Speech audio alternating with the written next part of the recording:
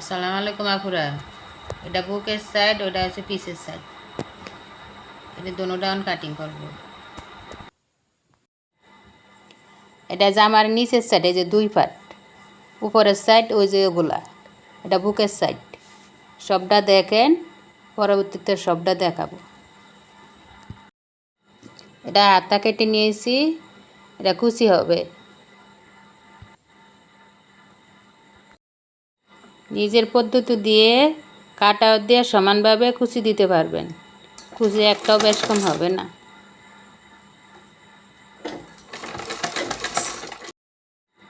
এই যে দেখেন, কুচিটি সবটি সমান হয়েছে, খুব সুন্দর হয়েছে। এই যে বেবিদের একটা সুন্দর জামা তৈরি হয়ে গেছে, দেখেন আপুরা, খুব সুন্দর হয়েছে। ভালো লাগলে একটা লাইক, কমেন্ট, শেয়ার করুন।